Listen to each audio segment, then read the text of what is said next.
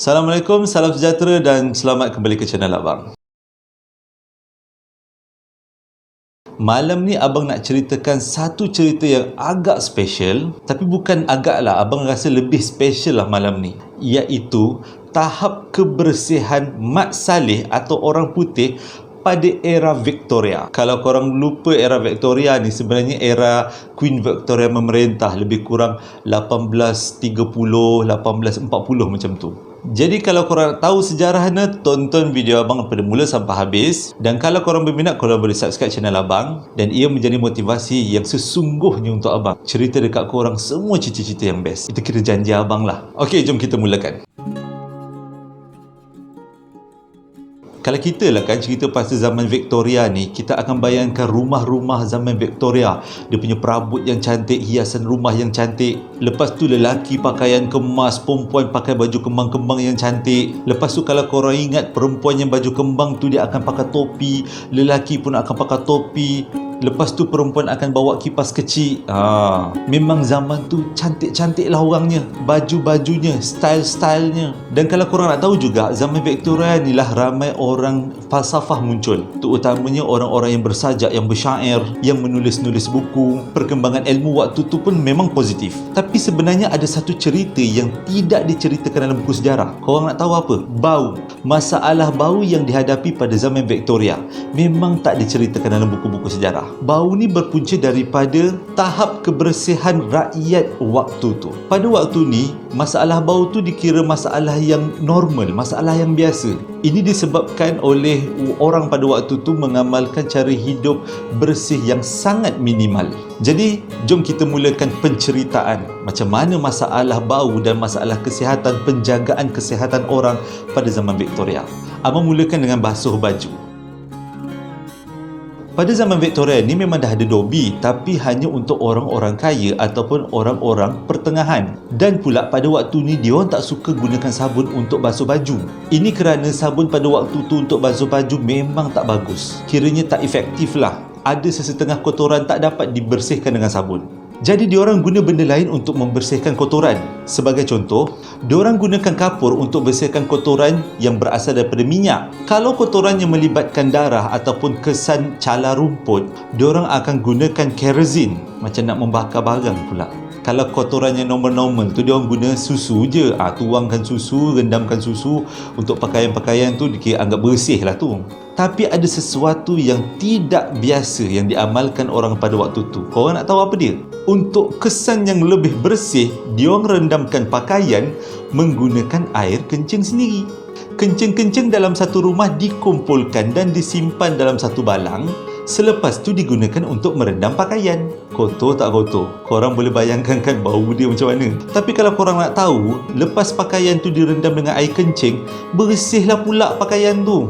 Ini disebabkan dalam kencing manusia ada amonia. Amonia bertindak sebagai ejen menanggalkan kotoran pada pakaian. Jadi diorang gunakan air kencing ni bukan untuk basuh baju, rendam baju je. Diorang gunakan juga untuk merendamkan sarung bantal, merendamkan selimut, merendamkan langsir. Dan memang terbukti bersih walaupun ada sedikit bau yang tidak menyenangkan. Tapi diorang tak gunakan air kencing tu untuk membersihkan tingkap. Korang tahu sebab apa? Sebab tingkap tu terdedah dengan matahari. Dan kalau matahari memancar pada tingkap yang dah terkena air kencing, korang boleh bayangkanlah bau ni macam mana.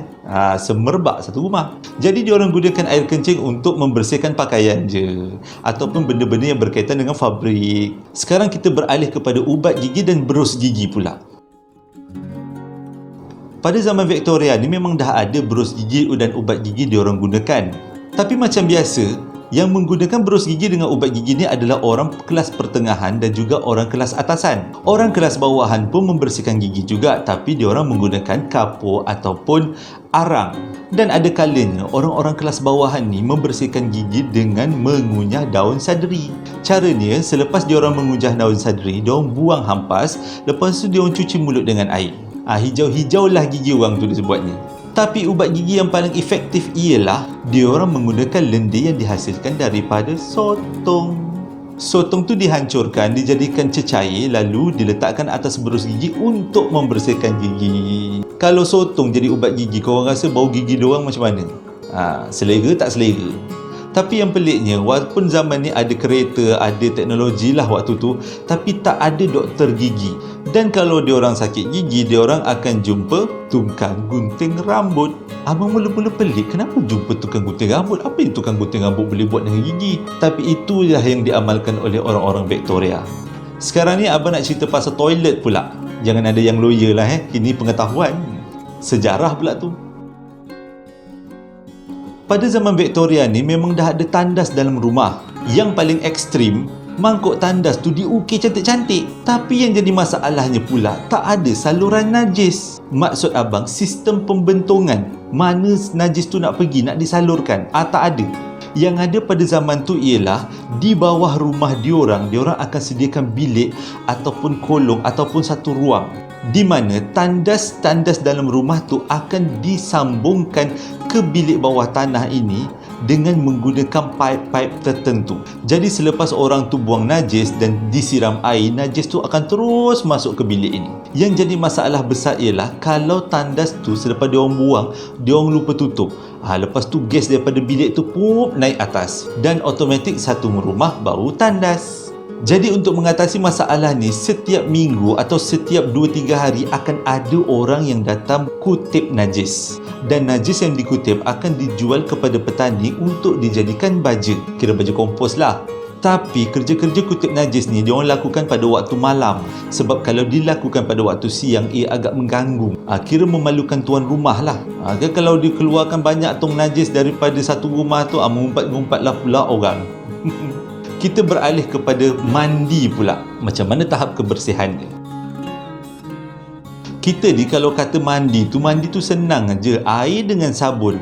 Lepas siram air kat badan, kita letak sabun, lepas tu kita bilas. Macam tu lah cara mandi. Simple je kan? Tapi sebenarnya cara mandi ni mendatangkan masalah yang besar pada zaman era Victoria ni. Kebanyakan orang, tak kisahlah kelas pertengahan ke kelas atasan ke, diorang tak tahu cara mandi yang betul. Jadi banyaklah buku-buku menceritakan tentang cara-cara mandi yang betul dijual. Laku pula tu, ramai yang beli cara-cara mandi yang betul.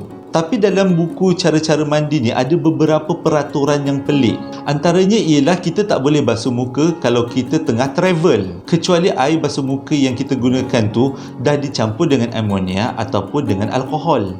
Dan peraturan lain, seseorang tidak boleh mandi menggunakan air yang terlalu sejuk ataupun air yang terlalu panas, kerana ia akan menyumbang pertambahan kendut. Diorang pun nak jagalah kecantikan waktu tu. Itu antara benda-benda yang pelik yang berkaitan dengan mandi. Ada juga kan orang yang tak tahu mandi zaman tu. Bagi abang mandi tu macam simple je. Okey, kita beralih kepada shampoo pula. Macam mana diorang cuci rambut? Diorang mencuci rambut menggunakan telur. Caranya, telur tu dipecahkan dalam mangkuk lalu dilumurkan ke seluruh rambut dan dibiarkan dalam beberapa ketika, kemudian dibilas dengan air. Ataupun diorang gunakan cuka untuk cuci rambut. Kejap bau telur, kejap bau cuka. Tapi terdapat juga cara-cara lain diorang cuci rambut. Diorang gunakan arak, red wine. Mahal sikit. Itu kalau orang kaya lah, sebab red wine kan mahal. Ataupun diorang guna air teh. Tapi yang paling famous, diorang gunakan rendaman air pokok rosemary untuk mencuci rambut. Yang tu okey sikit lah. Pada waktu ni, shampoo telah dihasilkan tapi menggunakan bahan kimia yang tinggi mercury. So, memberi kesan kepada pengguna. Pada 1858 terjadi satu peristiwa yang besar, iaitu satu London bau busuk. Bau busuk ni berpunca daripada sungai yang ada kat London tu. Sebenarnya sungai ni mengalir ke seluruh England. Kenapa sungai ni bau busuk? Sebab semua warga London membuang bahan najis dan juga bahan-bahan yang tak pakai ke dalam sungai. Sungai itu jadi stuck dengan sampah sarap. Satu London bau busuk. Benda ni dicatatkan dalam sejarah dan sangat famous. Pada era zaman Victorian juga muncul penyakit TB. Diorang menganggap penyakit TB ni berpunca daripada pakaian. Pelik kan? Ini bukan orang biasa yang cakap tau. Ini doktor. Dia kata TB ni berpunca daripada skirt yang labuh dan juga korset.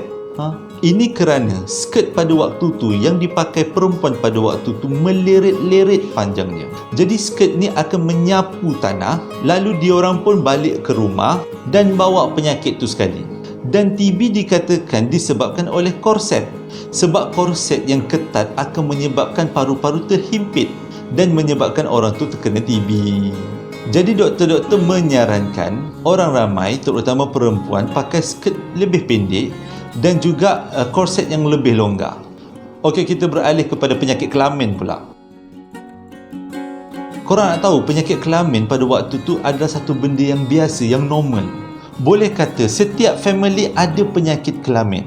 Ini berpunca daripada selalunya ketua keluarga suka main pelacur. Selepas tu, diorang bawa penyakit ke rumah dan satu rumah kena lepas tu. Berjangkit sebab tahap kebersihan diorang pada waktu tu memang sangat teruk kan. Jadi itu adalah tahap kebersihan pada zaman Victoria. Yang kita dimomokkan dalam filem, Victoria ni adalah zaman kebangkitan England atau zaman kebangkitan Inggeris. Orang yang berpakaian cantik, pandai berpuisi, tapi diorang tak cerita tahap kebersihan diorang pada waktu tu. Terima kasih sebab dah menonton video abang pada mula sampai habis. Abang harap ini memberi pengetahuan tambahan untuk kita semua. Sehingga berjumpa lagi. Assalamualaikum warahmatullahi wabarakatuh.